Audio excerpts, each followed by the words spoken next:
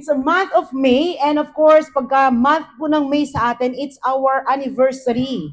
Month long po, ibig sabihin isang buong buwan na in a way, sineselebrate po natin o nababanggit natin that month of May is our anniversary. And this coming May 31 sa San Jose del Monte, Bulacan, celebrate po natin ang 21st anniversary po natin. And of course, we thank the Lord for His faithfulness. Amen? Sa mga kasama po namin na medyo matagal na, sa mga bago pa lang namin nakakasama, we continue to thank the Lord sa mga bagay na ginagawa niya sa ating simbahan. Our celebration starts at 3 p.m. Meron po tayong service niyan. And after po ng service, we will start our anniversary celebration. So after po ng service, meron po tayong mga bagay na inihanda para po sa inyo. And if you cannot attend the service, and sana naman po maka-attend po tayo, of course, meron pa rin po tayong gawain after ng service na yon. So I think it will run from 3 o'clock hanggang 9 o'clock p.m. po. So pwede bang sabihin mo sa katabi mo, happy 21st anniversary.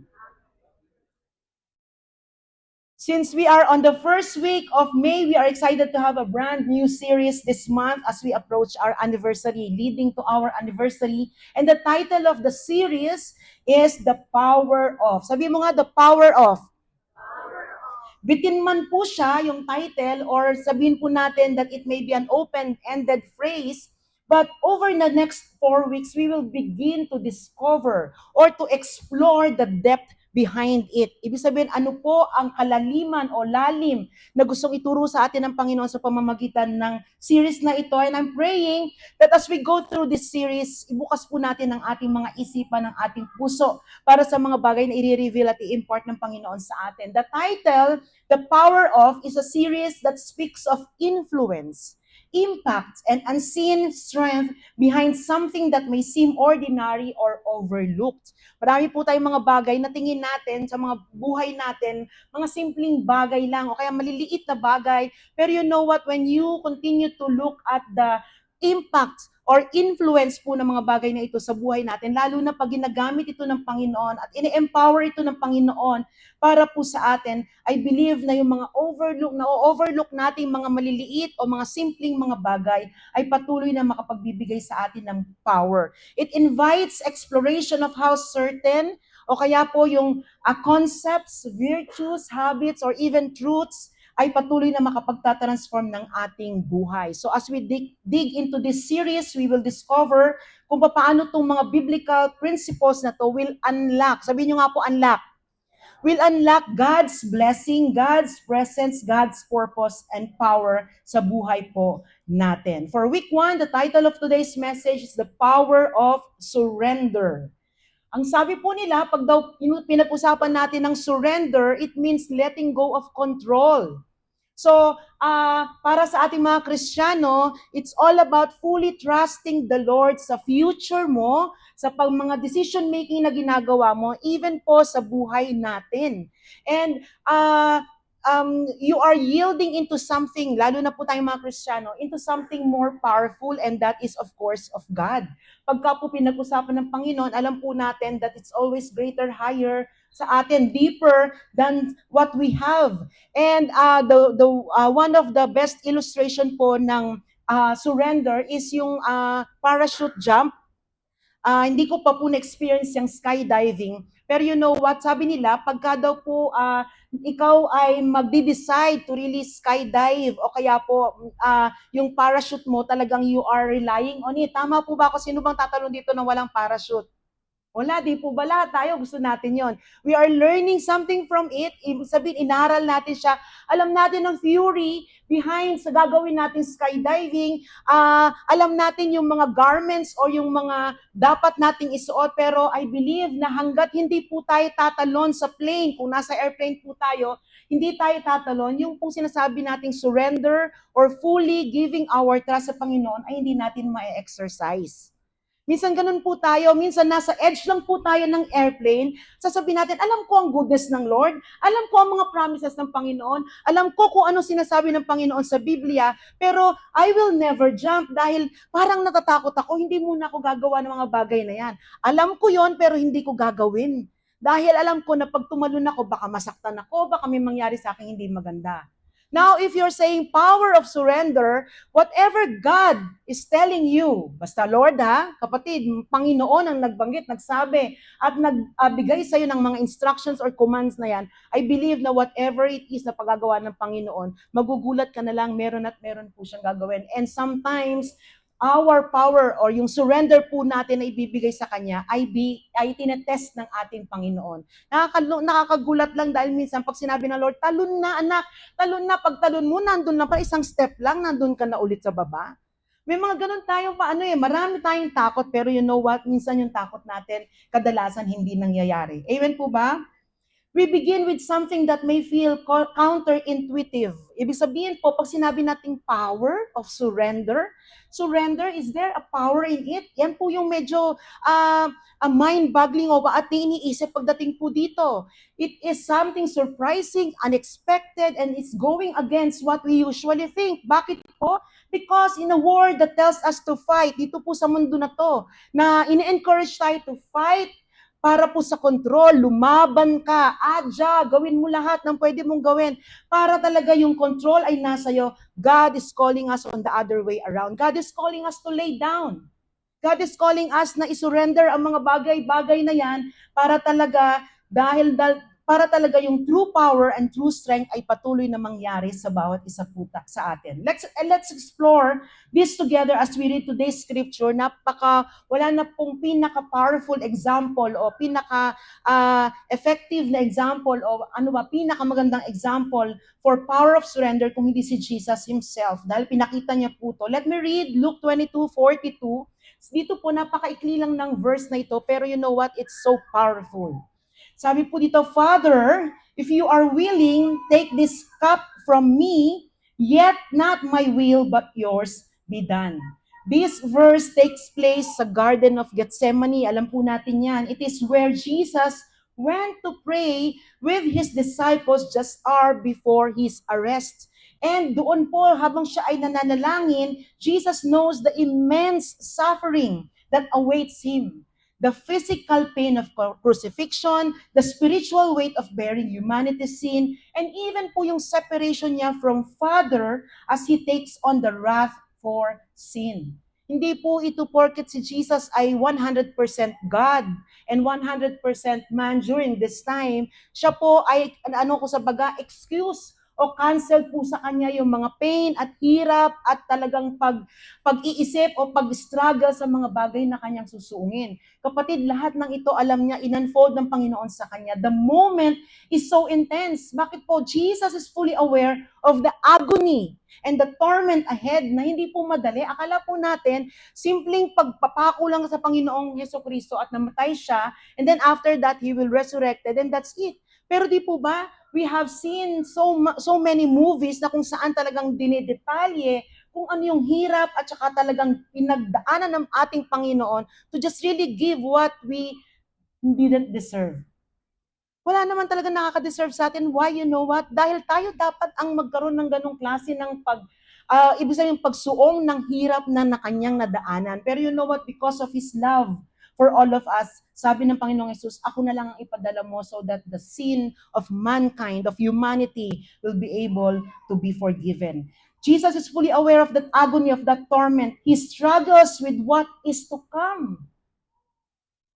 He pleads with the Father asking, Lord, meron bang other way para sa salvation ng humanity or ng mankind ay magawa hindi sa paraan na ito? Dahil alam niya kung ano po ang mangyayari, alam niya kung ano ang pagdadaanan niya. But in the end, nakakatuwa po, maybe God is so silent during the time, hindi po sumagot, walang sinabi, walang assurance na binigay sa kanya ang Panginoon para po sa mga prayer niya. Pero you know what? At the end, He surrenders His will completely to God. Sabi niyo nga po, completely. Walang reservation, walang 5% na natira, walang 1%, pero 100% surrendering His will sa will ng Panginoon. Sabi niya, yet not my will but yours be done. In our culture, sa panahon po natin ngayon, which is of course fast-paced, of course, tuon tayo or focus tayo sa mga achievement. We are driven by the achievement, by the things na pwedeng ibigay ng mundong ito sa atin. Ito ang culture na meron po tayo. Surrender often sounds like failure. O kaya po weakness, tinitignan ng mundo yan na pagka nag-surrender ka, ay nag-give up ka. Hindi mo hayaan na talagang lumaban, tumayo ka, talagang ilaban mo ang mga bagay na yan. It's like waving the white flag admitting defeat. But in Kingdom of God, iba po. Ang sinasabi po ng Kingdom of God, surrender is a sign of true strength. Kakaiba, no po? Parang sinasabi ng Panginoon, sinasabi ng mundong ito, lumaban ka, kaya mo yan, kaya ka pinalakas ng Panginoon, ng buhay na to, ng mga experiences sa buhay mo, lahat ng mga pinagdaanan mo to strengthen you, kaya laban lang. Pero sabi ng Panginoon, it is in surrender that the true strength will definitely be received by us. Again, Jesus exemplified this powerful surrender in the Garden of Gethsemane, where his prayer reflected his total submission, kangina complete submission, even amidst the overwhelming weight of his coming suffering. This is a very vital, a very essential moment. Bakit po kasi? Jesus redefined power. When facing the cross, he surrendered to the Father's will, and in that moment, he modeled the kind of trust and obedience that releases God's greater work or God's greatest work. Ilan po sa atin yung talagang sasabihin natin, Lord, sige na, nilaban ko sa panalangin, pinag-isipan ko ng mabuti, halimbawa po, business po natin yan, relationship sa family, or whatever it is that you are really trying to fight para po talaga sa mundong ito o sa laban dito sa buhay po natin. But you know what? It is only through surrender, the moment that you really give it the Lord and say, Lord, ikaw na po ang bahala dito, that you will definitely see na marirelease ang power ng Panginoon sa iyong buhay. When Jesus prays, not my will but yours be done, it is revealing yung profound strength. Hindi lamang po sa buhay ni Jesus dahil siya po ay Diyos at siya po ay tao during that time, but it can only be found fully in surrendering his life to Him. Diba? No? Parang kung ako si Jesus, sasabihin ko, Lord, parang pinadala mo na nga ako dito, 33 years kung pinagdaanan ang buhay na to. Nagugutom ako, nahihirapan ako, nagagalit ako, and yet, I am sinless. Lahat pwede mo nang sabihin pero you know what? At the end of his destination, at the end of his mission, alam niya po na pinakamatindi ang pwedeng mangyari. Sabi nga, the saddest na nangyari po pagdating po sa Bible, all because Jesus died. Ano daw po pag sinabing surrender? Let's explore 3 key aspects of surrender that not only transform our relationship sa Lord, pero ina-unlock po nito ang work ng Lord sa ating mga buhay. Number 1, surrender requires trust. Surrender means letting go of control, yielding to something or someone greater. Sabi ko po kanina to, pero sabi po dito, pag sinabi o pinag-usapan natin ng surrender, hindi po siya magiging posible kung walang pagtitiwala. Dahil bakit po, sabi dito, to surrender to God, anong kailangan nating pagtiwalaan? Ano yung kailangan natin i-trust? We must believe that His plan is better than our own, even when it's unclear. Kahit na hindi po natin maintindihan ang mga bagay-bagay sa buhay ng bawat isa sa atin o kaya sa buhay na nangyayari sa pamilya natin, our trust in God must always be steadfast. Dapat firm, dapat po ito ay unwavering. Kahit po na pag tinignan mo yung sitwasyon sa buhay mo, kahit po tinignan mo yung talagang nangyayari sa pamilya mo, sasabihin mo, sobrang imposible nang maayos ang mga bagay na ito. Paano kung maayos ang tao? We cannot change people. Hindi po natin kaya baguhin ng Panginoon ang mga tao. Pero ano po, by just surrendering it to the Lord and praying for that person at all times, continuously, regularly, I believe that God can do something sa tao na yon para baguhin niya. Kaya lang kapatid, may mga pagkakataon sa buhay po natin na pag lumalabo ang sitwasyon o hindi natin makita yung kalinawan ng mga bagay na dinadaanan natin o pinagdadaanan natin sa buhay natin, pati po tayo nako-confuse.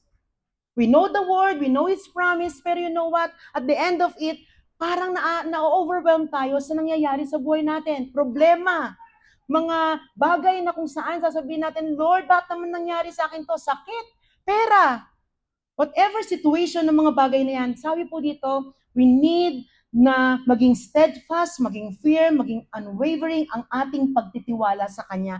Lalo na po, pag ang mga plano o nangyayari sa buhay natin ay hindi natin makita ng malinaw.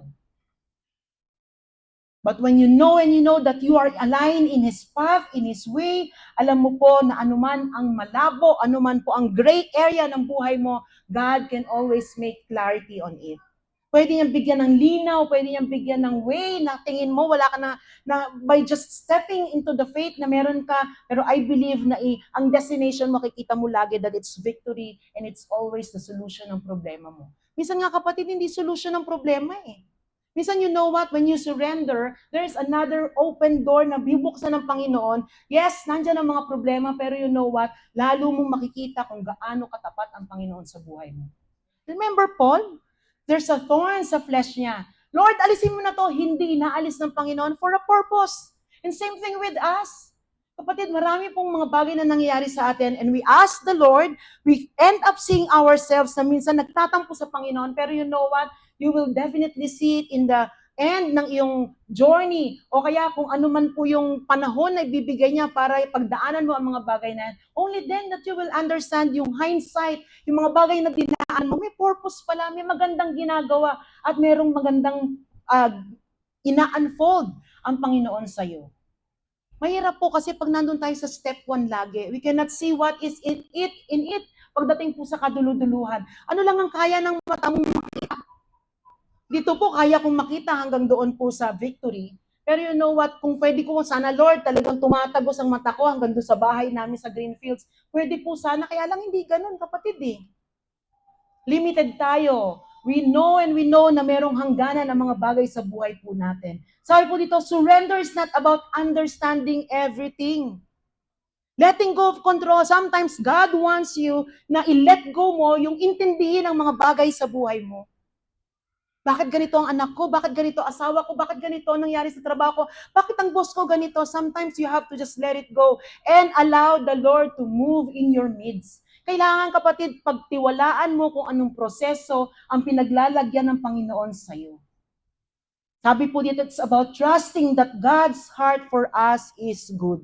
Sino po naniniwala God is good? All the time, He is good.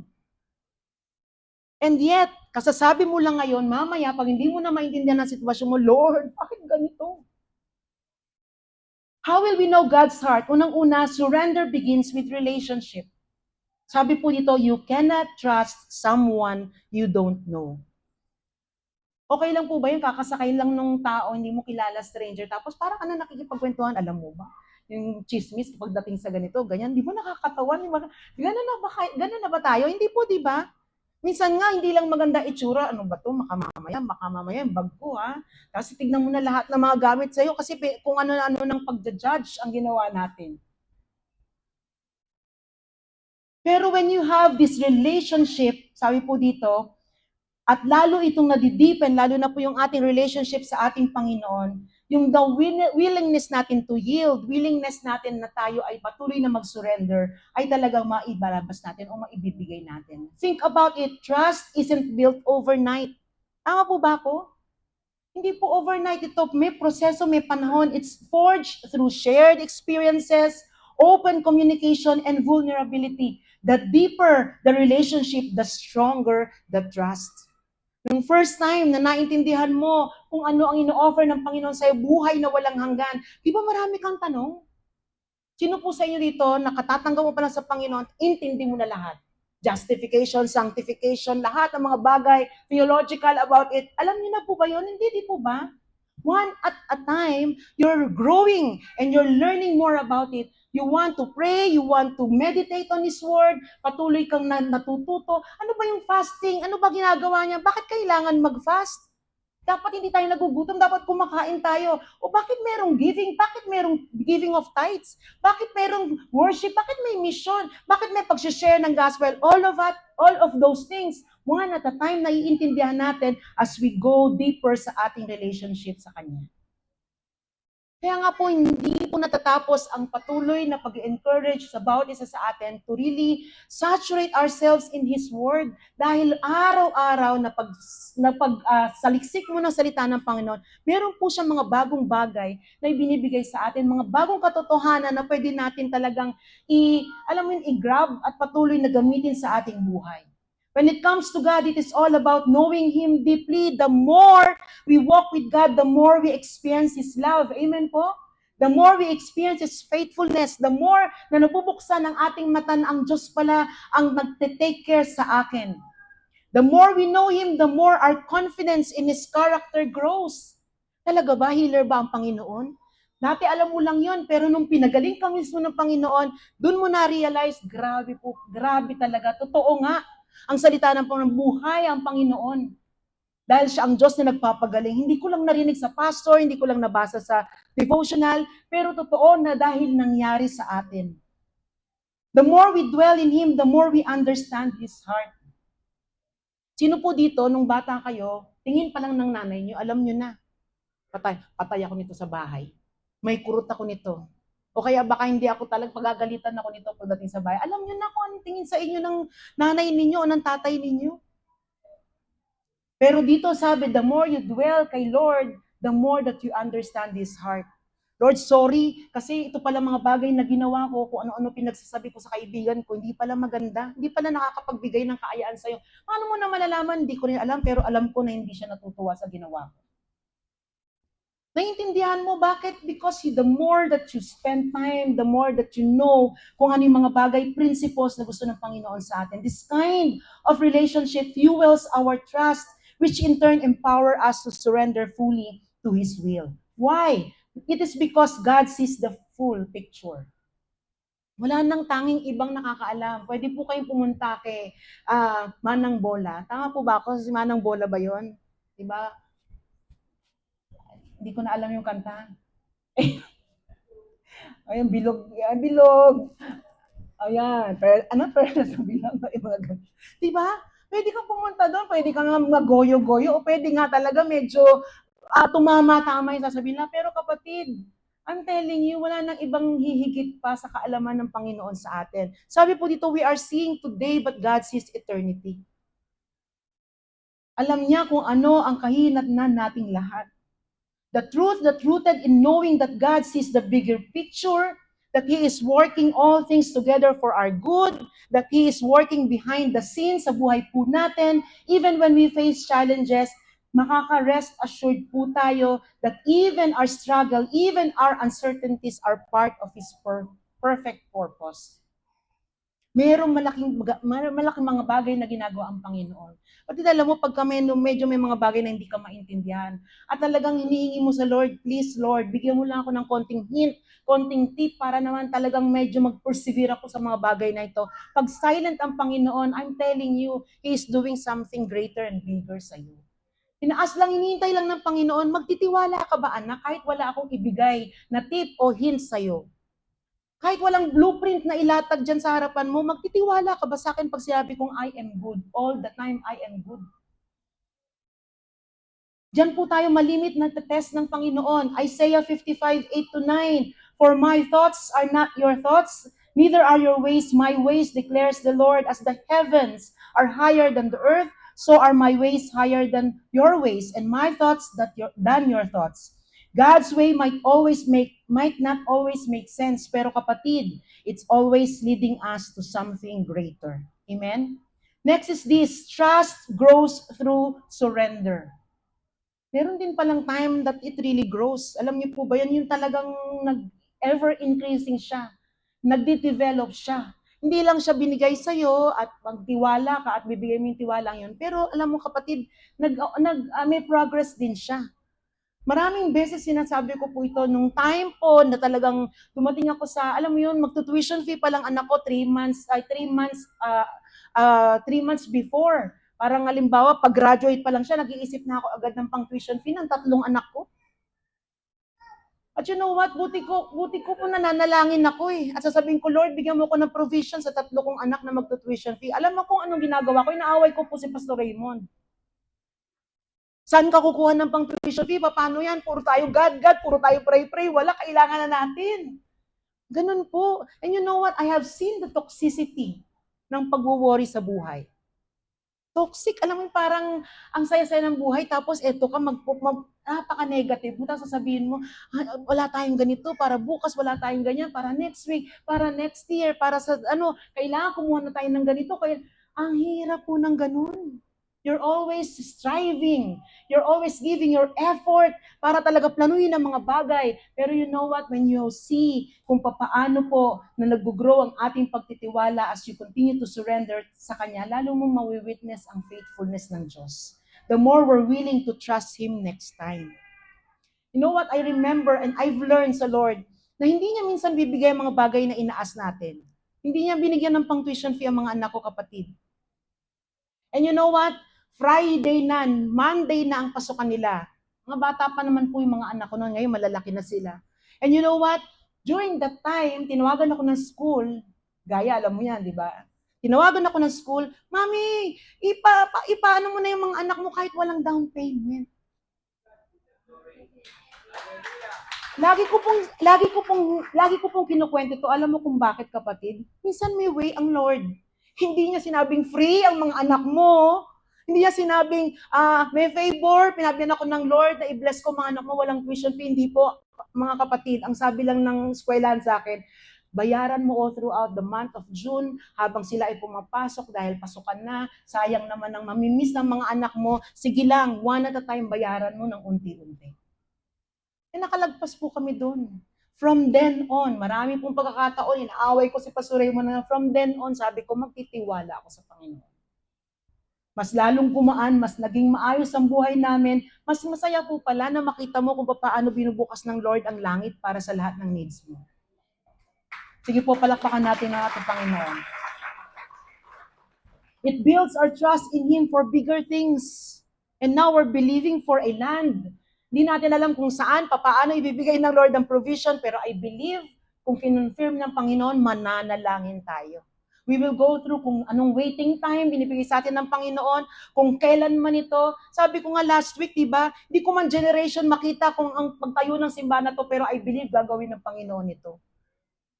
Whatever it is, I believe na kinonfirm ng Panginoon at true siya sa kanyang salita. Trust is developed over time. The more we experience God's goodness in our lives, the easier it is to trust Him in the future. Meron ka bang struggle pagdating sa pagtitiwala mo sa Panginoon? Allow the Lord to deal it with you. Allow the Lord na mag-soar high ka, enjoying life. Yes, you are worrying, pero you know what? Your worrying is being transferred in the position that you are worshiping the Lord dahil alam mo ang mabuti ang Panginoon. Alam mo may pangangailangan ka, pero alam mo na faithful din ng Lord. Alam mo na malaki ito, hindi mo kaya, pero you know what? Provider mo ang Panginoon.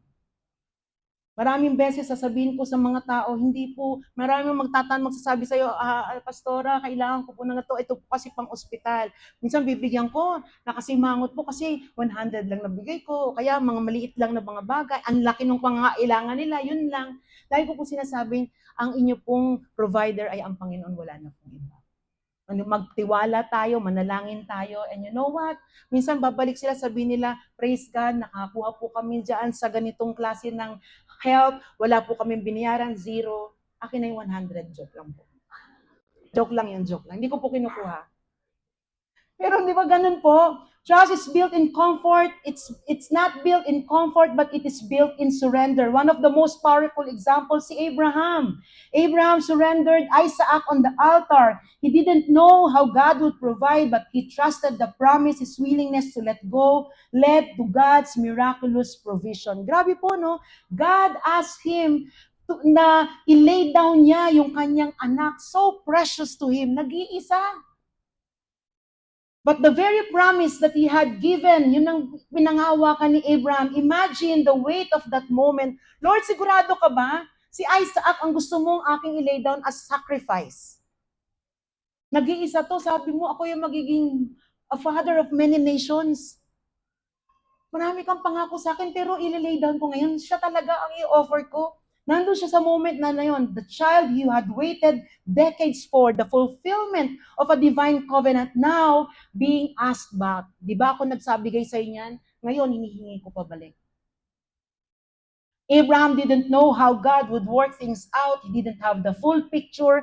Pero isa lang ang ginawa ni Abraham. He chose to trust not just the blessing, si Isaac, pero pinagkatiwalaan niya ang nagbigay sa kanya ng pangako niya. Walang iba kundi Diyos, di ba? Sabi niya, binigay mo to eh. Pero ngayon inaas mo, sige Lord, kung ano man. Siguro nasa isip ni Abraham during that time, siguro mabubuntis ulit yung asawa ko. Siguro mapapalitan si Isaac. Siguro, marami siyang siguro, pero you know what? Because of that trust, he was willing to lay everything on the altar. And that moment of surrender, Abraham's willingness to let go opened the way for God to show his faithfulness, his provision, providing a ram in Isaac's place. Hapon nga sumisigaw pa si Pastor Raymond, tigil, hindi mo sasaksakin ng anak mo. It's just a test. Dahil tinitignan ko kung gaano mo sinasabing 100% ang trust mo, gagawin mo pag meron akong sinabi sa'yo. His story became a legacy of faith na until now pinag-uusapan natin. Not because he held on, but because he let go. Sabi po dito, surrender isn't the end of faith, it's the soil where faith takes root and grows.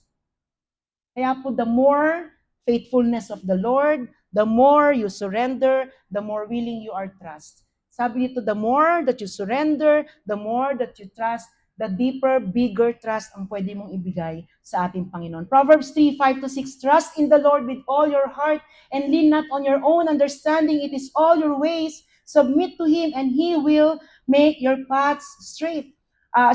Psalm 37:5-6 echoes this promise. Commit your way to the Lord, trust in Him, and He will do this. He will make your righteous reward shine like the dawn, your vindication like the noonday sun. So when we entrust our plans and paths sa Panginoon, alam ko po magbibigay siya ng justice, magbibigay siya ng power, magbibigay po siya ng clarity and blessings sa perfect time ng Panginoon. Amen po ba?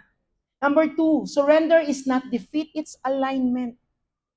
Hindi katalunan o hindi kawalan ang pag-surrender, pero inire-align ka lang ng Panginoon. It's an alignment pagdating po sa, actually, it's a divine alignment. Bakit po? Surrender doesn't mean we stop moving. It means we start moving, saan po? In the right direction. Sino pong gustong mag-move in the wrong direction? Na pagdating mo dun sa kaduluduluhan, sabi mo na kung mali pala to, hindi pala ito yung gusto kong puntahan. Balik-balik dun sa umpisa. Ayaw po natin bumalik-balik ulit sa umpisa, tapos ulitin ulit natin, only to find out wrong direction na naman, mali na naman. Bakit? Kasi sarili mo lang pinakinggan mo, pero alam ko po na pagka nag-surrender tayo sa Panginoon, it start moving, yung path po natin, yung pag-take natin ng step in the right direction. Surrender aligns us with God's will. We're not giving up, we're lining up. Saan po tayo nagla-line up? Sa purpose, sa timing, and sa power ng Panginoon. We are making room for God's purpose para i-lead po tayo. Hindi natin alam ang mga bagay-bagay, ano bang gagawin ko, Lord? Pero you know what? One at a time, pag nilid ka ng Panginoon, magugulat ka bukas, meron na naman siya sasabihin hanggang makikita mo yung sarili mo that there is really peace, clarity, and power sa kanyang presensya. When we align with His will, we learn to just obey God. And what happens pagka tayo ay nag-obey sa Panginoon? Sabi po dito, obedience unlocks blessing. Lahat tayo gusto natin ng blessing. Amen po ba? Pero sa Panginoon, the more that you obey, the more na-unlock ang mga blessings. Hindi po ibig sabihin ito pera. Hindi po ibig sabihin ito mga possessions or pagdami ng pera mo sa bangko mo. Marami pong bagay ang Panginoon na pwede niyang ikaw pagpalain. Blessings na akala mo kaya kang pasayahin ng pera o ng mga bagay na to, pero you know what? Blessings na tanging kapayapaan, kabutihan, at talagang pagmamahalan ng Panginoon ang pwedeng mamanguna sa atin. Only then that you will really see this is indeed a happy life. This is indeed a life in full pagdating sa pagplano ng Panginoon sa buhay ko. Many of God's promises are tied to obedience, which begins with surrender. When we obey without reservation, pinuposition po natin ang sarili natin ma-receive kung ano ang pinrepare na ng Panginoon sa bawat isa sa atin. Naniniwala po ba kayo na maraming piniprepare ang Panginoon sa inyo? And if you want to receive that, then ito po yung key for us to really position ourselves in obeying Him. Obedience is the doorway to provision, breakthrough, and favor because we trust Him, blessings flow. Maraming pagkakataon na patutunayan ng Panginoon yan. Deuteronomy 28:1-2, if you fully, sabihin nyo nga po fully, if you fully obey the Lord your God and carefully follow all His commands I give you today, the Lord your God will set you high above all the nations on earth. All these blessings will come on you and accompany you if you obey the Lord your God. Dalawang beses sinabi. If it is a powerful truth regarding alignment. Sabi po dito, resistance delays growth. Nakakalungkot kasi maraming pagkakataon sa buhay natin, marami tayong mga missed opportunity and delayed blessings because of our resistance or because of our disobedience. Remember kapatid, 99% of your obedience, may 1% na naiwan is still disobedience. God wants it completely. God wants it in full. God wants it 100% na ibigay mo sa Kanya. Kaya when we hear the Lord, better talagang i-obey natin dahil mas lalong mapapabilis ang ating pong journey para sa destination o direction ng Panginoon sa atin. When we resist God's direction, we may miss out what He wants to do through us and in us. Actually, when we resist, we're not just delaying obedience, we're also delaying our growth. We're also delaying yung purpose ng Panginoon makita natin sa buhay natin and the impact nito sa atin na dinidesire po natin. Yung marami tayong mga bagay na gusto sa buhay natin, pero kapatid, ang tanong ko, are you fully obeying the Lord? Kasi baka it is delaying whatever He has planned para sa'yo. Si Jonah is a clear example. Sabi po dito, Jonah resisted God's call to Nineveh kasi ayaw niya. Alam ko kung anong gagawin ng Diyos sa mga Nineveh. Bibigyan niya ng chance para sila ay makapag-repent. Ayoko, naiinis ako sa kanila, kaya dapat nilang ma-experience kung ano yung judgment. His lack of surrender led to a storm, a fish, and unnecessary struggle. But when he aligned with God's plan, kapatid, sabi dito, entire city was impacted. Grabe no, akala natin, pang sarili lang natin. Na yung may blessing tayo pag nag-obey tayo, pero kapatid, baka pamilya mo kasama doon sa blessing na yon, baka yung community mo or even the entire kung nation man po yan, kasama pala sa obedience na yan. For Abraham, kung wala si Abraham, walang Israel, kapatid. Kung hindi niya sinunod si Lord pagdating sa pag-o-offer kay Isaac, hindi ko alam kung paano gagawin ng Panginoon. Pero because Abraham and Jonah fully surrender sa Panginoon, entire city was impacted. The nation of Israel is right now naaaral natin at malaking blessing sa atin. The lesson, our surrender doesn't change us, it can change everything around us. Romans 12, 1-2. Therefore, I urge you, brothers and sisters, in view of God's mercy, to offer your bodies as a living sacrifice, holy and pleasing to God. This is your true and proper worship. Do not conform to the pattern of the world, but be transformed by the renewing of your mind. Then you will be able to test and approve what God's will is, His good, pleasing, and perfect will. In James 4:7, submit yourselves then to God. Resist the devil, and he will flee from you. Submission to God comes first, mga kapatid. Surrender positions us hindi sa defeat, pero sa victory. Number 3 and last, surrender leads to resurrection power. You want power sa buhay natin. Gusto mong gawin yung mga ministry na inaas ng Panginoon sa inyo gawin. Gusto mong mag-share sa kasama mo sa trabaho. Gusto mong magbigay ng blessing kung kanino man o kung saan man o ano man ang prompting sa'yo ng Holy Spirit. You want that power for you to be able to move and to obey the Lord. Then, sabi dito, surrender. It comes first. Hindi pwedeng power muna tapos saka natin isusurrender ang mga bagay-bagay sa buhay natin. When Jesus surrendered His will in the Garden of Gethsemane, it set the stage for God's greatest story. And you know what? Hindi lang story na napakikinggan natin, pero nagbe-benefit din po ang bawat isa sa atin. We have received Christ as our Lord and Savior. We are experiencing a life ng plano ng Panginoon para sa ating mga Kristiyano. Sabi po dito, Jesus' surrender led to the cross, but the cross led to resurrection. God's power follows obedience.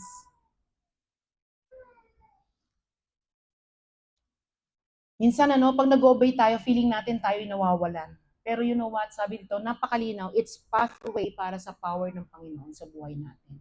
Ano yung mga bagay na sinasabi ng Panginoon sa atin? Ano yung tingin mo, hindi naman siguro ikaw yan, Lord, magbigay daw ako ng donut kay Aileen. Baka naman ano ko lang yan, hindi naman, baka hindi. Di ba minsan magugulat ka, gabi na, hindi ka pa pinapatulog kasi hindi mo binigyan ng donut. Joke lang po, wala po akong ibig sabihin doon. Salamat sa padonat natin. Hindi po, example ko lang po yun. Minsan kasi simpleng mga bagay lang kapatid, ayaw natin gawin. Pero walang pag ginawa pala natin, it is opening something sa atin. It's a gateway. Sabi dito, doorway, pathway para sa power ng Panginoon. The cross was never end. It was the gateway to resurrection, to redemption, to restoration. And in the same way, when we surrender fully to God, it's not the end of the story. Amen po ba? Wala na, binigay ko na, wala na, nag-obey na ako, hindi na, ayan na. Hindi tayo nawawalan. It's the beginning of new life, new victory, and new purpose para po sa atin. Something must die for something greater to live. For something greater to emerge, kailangan i-release natin ang mga bagay na naka-attach sa atin na hino-hold back po natin hanggang ngayon. Ano kaya yan, kapatid? Baka ayaw mong magbigay ng tithes, baka ayaw mong magbigay ng mag-say yes sa Sea Life, baka may bagay siyang pinapagawa sa'yo na sharean mo yung kapitbahay mo. E pag nakikita mo yung mukha ng kapitbahay mo, sasabihin mo, wag na lang. Hindi naman ako natutuwa sa kanya, panayang dala ng basura dito sa akin. Di ba marami tayong mga ganun. Pero pag sinabi sa'yo ng Lord, wag na tayo magtanong ng mga bagay-bagay. Let's just release it and try na sabihin, Lord, sige po, something must die for something greater to live. Our pride, our plans, our comfort zones, this must be laid down. For in the kingdom of God, death precedes life. Meron kang sakit, meron kang akala mo nawalan ka, meron kang minsan akala mo empty-handed ka, pero only then that you know that when you release, sobra palang dami ng papadala o bibigay sa akin ng Panginoon. Kaya pala, inaalis na yung nasa kamay ko kasi mas malaki pala yung ibibigay niya. Eh, biro mo kung hinahawakan mo yan, sige Lord, lagay mo lang dito yan, sige lang, hawakan ko. Baka lumalakad ka papunta doon sa blessing mo, na wala na, lugas-lagas na. Jesus illustrates this truth with the powerful image of a kernel of wheat that must fail to the ground and die before it can bear fruit. Sabi po nila, napakaliit lang daw po ng seed ng wheat o kernel of wheat, napakaliit lang daw niyan, pero nung siya ay na tanim, nung siya po ay umusbong, sabi dito, napakaganda po pala niyang puno. John 12:24, very truly I tell you, unless a kernel of wheat falls to the ground and dies, it remains only a single seed. But if it dies, it produces many seeds. This principle is not just about physical death, kapatid. Ako, mamatay daw muna bago magkaroon ng buhay. Baka mabalita kayo, no, kapatid, hindi po physical death ang sinasabi po dito. It applies to the death of our pride, of our plans, of our comfort, yung demands natin, yung sinasabi natin, Lord, entitled naman ako sa rights na to. Yung mga bagay na yan, gusto ng Lord na iset aside mo yan. Mamatay ang lahat ng yan dahil bakit po ang Diyos ang patuloy na mabubuhay sa atin. God calls us to surrender these things so that He can plant new seeds in us para may purpose, may fruitfulness, may greater impact. Next is God's power is perfected in our weakness. Natutunan na po natin sa previous series po natin na to. Our weakness does not mean na tayo ay talunan, na tayo ay mahina, that when you look and fix your eyes to Jesus, magugulat ka that weakness is being perfected by His own strength. Siya ang kalakasan natin in times na tayo ay walang-wala. In times na hindi tayo makabangon, siya ang pwedeng magbigay ng kalakasan na yan. 2 Corinthians 12:9. But He said to me, my grace is sufficient for you, for my power is made perfect in weakness. Therefore, I will boast all the more gladly about my weakness so that Christ's power may rest on me. Therefore, new life follows surrender sacrifice. Kung may death, kapatid, may bago naman ding uumpisahan at pauusbungin ng Panginoon sa buhay po natin. Hindi tayo empty-handed pag may inas ang Panginoon sa atin. When He challenged us to surrender something sa buhay natin, kapatid, meron siyang gagawing bago. Ewan ko po sa inyo, pero you know what? Sometimes, newness sa buhay po natin brings fresh things. Fresh motivation, bagong reason kung ba't kagigising sa umaga, mga bagong bagay na makikita mo na, Lord, salamat kasi talagang kumikilos ka sa buhay ko. New life follows surrendered sacrifice. Just as Jesus rose, we rise into new callings, new joy, new victory, and new purpose in every area ng buhay po natin. Sino pong may gusto niyan? Gusto ko, kapatid, may bagong gagawin ng Panginoon sa buhay ko araw-araw. At kapag may bago siyang ginagawa sa'yo, meron ka rin dapat isakripisyo, meron ka rin dapat isurrender para po sa Kanya. Minsan sa ministry, napapagod po tayo, kapatid. Hindi tayo yung kala nyo, talagang yung mga usher natin, nakangiti ng nakangiti. Pero sa likod niyan, ang sakit na ng mga muscles, nakatayo na ako ng 2 oras, OT pa si Pastora. Ay, di po ba? Pero you know what? They will endure that. They will really have to do that. Something is dying sa kanila. Sarap nila, nakaupo, tawa-tawa lang, kakain, iinom.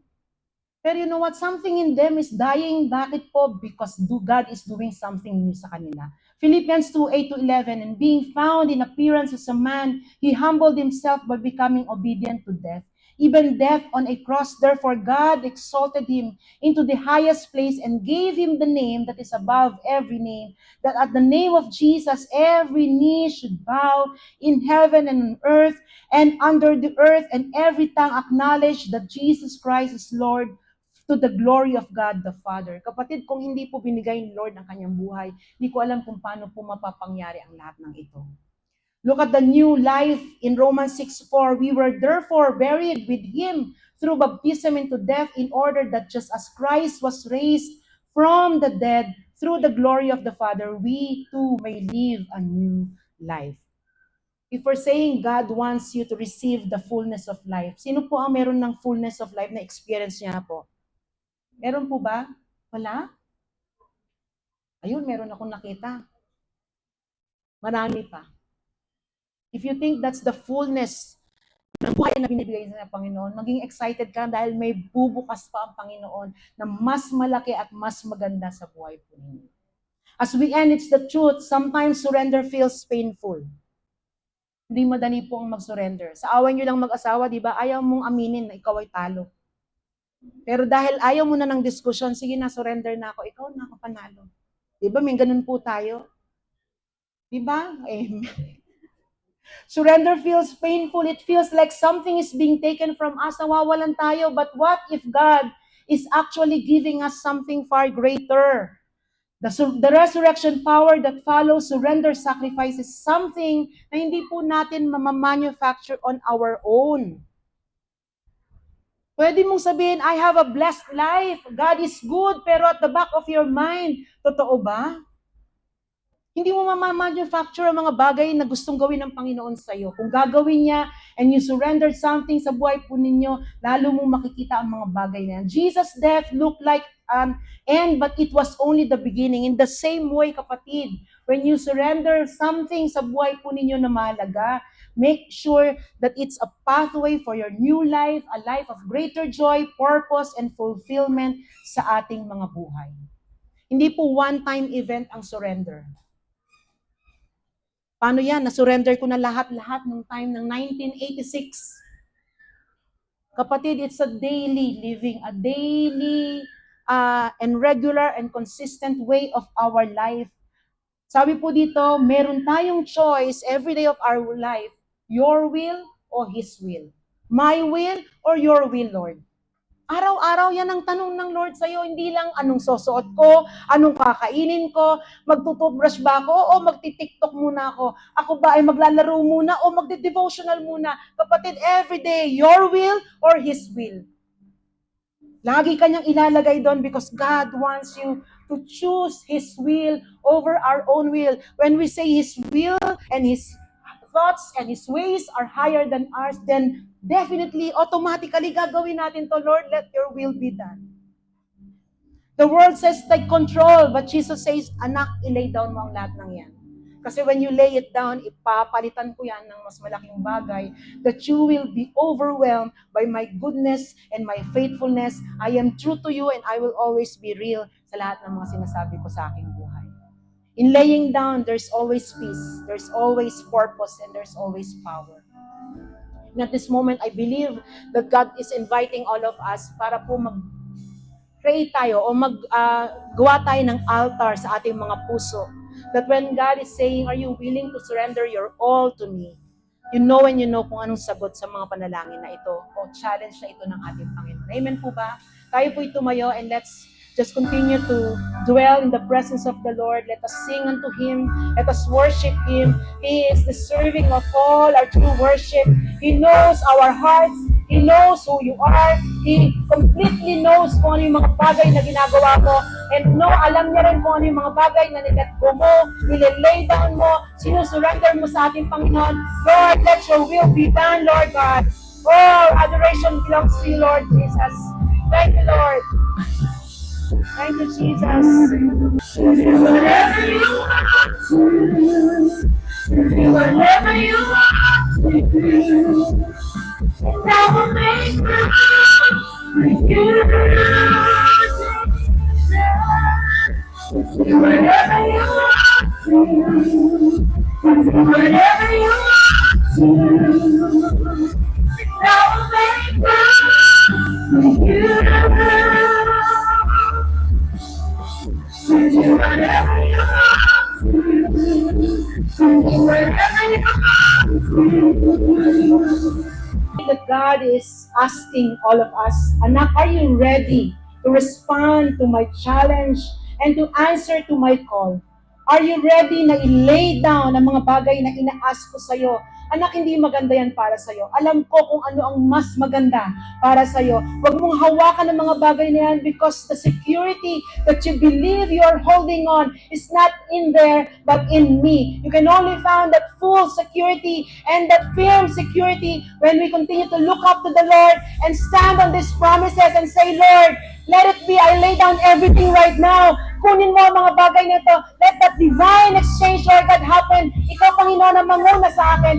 I believe that God wants us to trust that the purpose na meron ng Panginoon is greater than anything that we can imagine. Lord, let your purpose be done into our lives, Lord God. Be done into our lives. So right now, let us raise our hands if you are continually to say, Lord, I am saying yes. I am continually saying yes to Lord God to your challenge para sa akin. This is an act of surrender para sa akin, Panginoon. Lord, you will never leave me empty-handed. You will fill me with your love. You will fill me with your purpose. You will fill me with victory. You will fill me with your presence. Oh, Holy God, you are worthy. You are worthy, Lord God. Thank you, Jesus. Thank you, Lord God. Thank you, Lord. Thank you. And I will make room for you. Whatever you want to, whatever you want to. Yes, Lord. Jesus. Oh, thank you, Lord. Whatever you want to. I will make room for you. Whatever you want to do, whatever you want to do. Thank you, Lord God. Pwede mo bang palakpakan natin ating Panginoon? Let's worship Him. Let's lift His name. Because nakalagitnaan natin, Lord, we thank you, we praise you. We will always make room for you, Lord God, as we lay down and surrender everything to you, Lord God.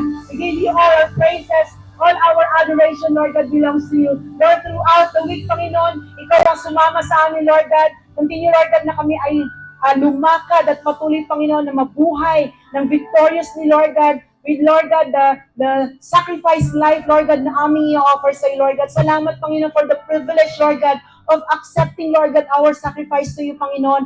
Salamat, Lord God, for the privilege, Lord God, of telling us, Lord, that there is greater life, there is new life, there is purpose na nakahanda para sa amin, Lord God. Patuloy na ikaw mag-ingat sa amin, ikaw mag-bless sa amin, Lord God, at patuloy na ang iyong protection, Lord God, ang bumalot sa amin, Lord God, buong linggong parating na ito, Lord God. All praises, Lord God, and adorations belong to you, Lord God. In Jesus' name we pray. All of us will say, Amen, Amen, Amen, Amen. God bless everyone. Ang ating prayer leader po ay nandito and they will gladly pray for you.